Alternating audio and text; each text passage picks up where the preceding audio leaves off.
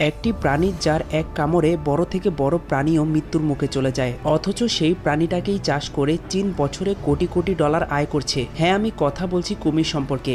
একটি প্রাণী যার নাম শুনলেই মনে ভয় চলে আসে, কিন্তু চীনের খামারিরা মুরগি পালনের মতো করেই কুমির পালন করছে। কিন্তু কিভাবে এই কুমিরকে পালন করা হয় এবং তার পুরো প্রক্রিয়াটা দেখব আজকের এই ভিডিওতে, এবং এগুলো চাষ করে তারা এই কুমিরগুলোর সাথে কি করে তাও দেখতে পারবেন আজকের এই ভিডিওতে। তো চলুন ভিডিওটা শুরু করা যাক।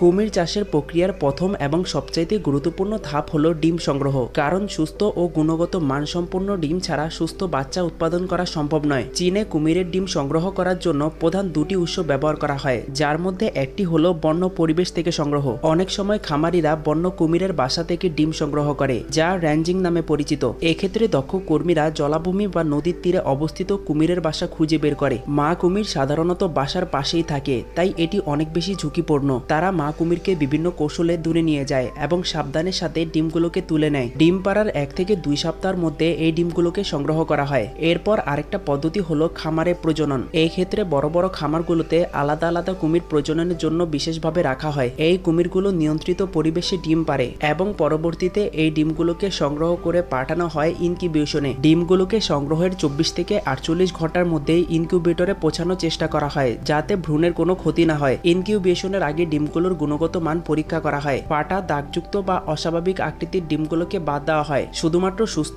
এবং উর্বর ডিমগুলোকেই ইনকিউবেশনের জন্য নির্বাচিত করা হয়। গড়ে 70 থেকে 80% ডিম ইনকিউবেশনের জন্য উপযুক্ত হয়। সবকিছু চেক করা শেষ হলে ফাইনালি ডিমগুলোকে রাখা হয় ইনকিউবেটরে। ইনকিউবেটর হলো একটি বিশেষ মেশিন বা ঘর, যেখানে তাপমাত্রা, আর্দ্রতা এবং বাতাস নিয়ন্ত্রণ করা যায়। এটি মা কুমিরের বাসার মতোই পরিবেশ তৈরি করে। ডিমগুলোকে বক্সে বা ট্রের মধ্যে রাখা হয় এবং তাপমাত্রা সেট করা হয় 30 থেকে 34 ডিগ্রি সেলসিয়াস এবং আর্দ্রতা 80 থেকে 90%। এই পরিবেশে ভ্রূণ ধীরে ধীরে বাড়তে থাকে। কর্মীরা প্রতিদিন ডিমগুলোকে চেক করে তাপমাত্রা বা আর্দ্রতা ঠিক আছে কিনা তা নিশ্চিত করা হয়। যদি কোনো ডিমে তারা অস্বাভাবিক অবস্থা দেখতে পায়, তখন তারা দ্রুত এই ডিমটিকে সরিয়ে ফেলে। ডিম থেকে বাচ্চা ফুটতে 60 থেকে 90 দিন সময় লাগে। আসলে ডিম ফোটার এই ব্যাপারটা প্রজাতি ভেদে নির্ভর করে। কোনো কোনো প্রজাতির ডিম তাড়াতাড়ি ফোটে, আবার কোনো কোনো প্রজাতির ডিম ফুটতে অনেক বেশি সময় লাগে। পরিপক্ক হওয়ার পর বাচ্চা কুমির নিজের শক্ত খোলস ভেঙে বের হয়, কিন্তু বাচ্চা যদি দুর্বল হয় তাহলে কর্মীরা বাচ্চাটিকে ডিমের খোলস থেকে বের হতে সাহায্য করে। যখন বাচ্চা কুমির ডিম থেকে বের হয় তখন তারা খুবই ছোট এবং দুর্বল থাকে। তাদের সাবধানে ইনকিউবেটর থেকে তুলে বিশেষ ট্যাঙ্কে নিয়ে যাওয়া হয়। এই ট্যাঙ্কগুলো হলো ছোট পুকুরের মতো, যেখানে অল্প জল এবং শুকনো জায়গা থাকে।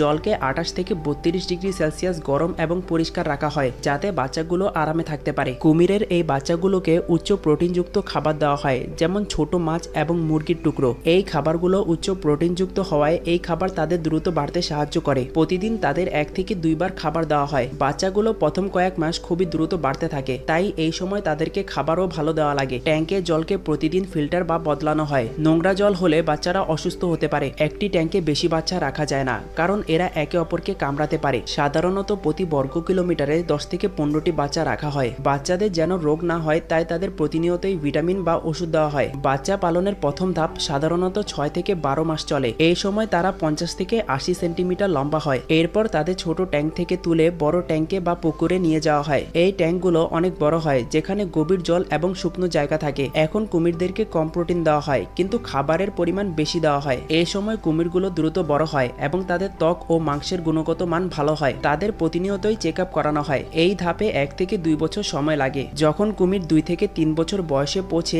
এবং 15 থেকে 2 মিটার পর্যন্ত লম্বা হয়, তখন তাদের প্রক্রিয়াকরণের জন্য প্রস্তুত করা হয়। সুস্থ এবং শক্তিশালী কুমিরদেরকে বাছা হয়, দুর্বল বা অসুস্থ কুমিরদেরকে বাদ দেওয়া হয়। চামড়ার জন্য ত্বককে ভালোভাবে পরীক্ষা করা হয়। দাগ, ক্ষত বা রোগমুক্ত ত্বকের বেশি দাম পাওয়া যায়। দক্ষ কর্মীরা ট্যাঙ্ক থেকে কুমিরদেরকে তুলে পরীক্ষা করে। সব পরীক্ষা শেষে তাদেরকে জবাইয়ের জন্য প্রস্তুত করা হয়। জবাইয়ের আগে তাদেরকে কয়েকদিন কম খাবার দেওয়া হয়, যেন তাদের পাকস্থলী পরিষ্কার থাকে। এটি করা হয় কারণ এটি করলে মাংসের প্রক্রিয়াকরণ সহজ হয়। কুমিরদের ত্বককে পরিষ্কার করা হয়, যেন কোনো ময়লা বা ব্যাকটেরিয়া না থাকে। চীনে জবাই করার ক্ষেত্রে মানবিকতা মেনে চলা হয়, যেন কুমিররা কম কষ্ট পায়। কুমিরদের প্রথমে শান্ত করা হয়, যেমন ঠান্ডা জলে রেখে বা বিশেষ পদ্ধতি ব্যবহার করে। তারপর দক্ষ কর্মীরা তাদেরকে জবাইয়ের জন্য প্রস্তুত করে। জবাইয়ের সময় কর্মীদের নিরাপত্তার জন্য বিশেষ সরঞ্জাম বা প্রশিক্ষণ দেওয়া হয়, কারণ বড় কুমিররা অনেক বেশি আক্রমণাত্মক হতে পারে। জবাইয়ের পরপরই কুমিরদের শরীর থেকে মাংস, চামড়া এবং অন্যান্য অংশ আলাদা করা হয়। কুমিরের চামড়াটিকে লবণ দিয়ে সংরক্ষণ করা হয়, যেন এটি না পচে। আর কুমিরের মাংস প্রধানত খাবার হিসেবে ব্যবহৃত হয়। এটি চীন এবং অন্যান্য দেশে বিভিন্ন বিভিন্ন উপায়ে রান্না করে খাওয়া হয়। চীনের বড় বড় শহরের রেস্তোরাঁয় কুমিরদের মাংস একটি বিশেষ খাবার হিসেবে পরিবেশন করা হয়। এছাড়াও কুমিরদের মাংস প্যাকেট করে সুপার মার্কেট বা মাংসের দোকানে বিক্রি করা হয়। কুমিরের মাংস থেকে পাওয়া প্রোটিন বা চর্বি কিছু ওষুধ তৈরিতে ব্যবহৃত হয়। এরপর হলো চামড়া। কুমিরের চামড়া তার অনন্য প্যাটেন্ট এবং টেকসই গুণমানের কারণে ফ্যাশন শিল্পে অত্যন্ত জনপ্রিয়। এটি দিয়ে বিভিন্ন বিলাসবহুল পণ্য তৈরি করা হয়, যেমন কুমিরের চামড়ার হ্যান্ডব্যাগ বিশ্বের বড় বড় ব্র্যান্ড যেমন লুই ভিটন বা গুচি সংগ্রহে থাকে। এই ব্যাগগুলোর দাম 1000 টাকা থেকে শুরু করে লাখ টাকা পর্যন্ত হতে পারে। এরপর কুমিরের চামড়া দিয়ে পুরুষদের জন্য বিলাসবহুল জুতা তৈরি করা হয়। এগুলো অনেক বেশি টেকসই এবং স্টাইলিশ হয়, যা ফ্যাশন সচেতন মানুষদের কাছে অনেক বেশি জনপ্রিয়। কুমিরের চামড়ার বেল্ট ফ্যাশন শিল্পের একটি প্রিমিয়াম পণ্য।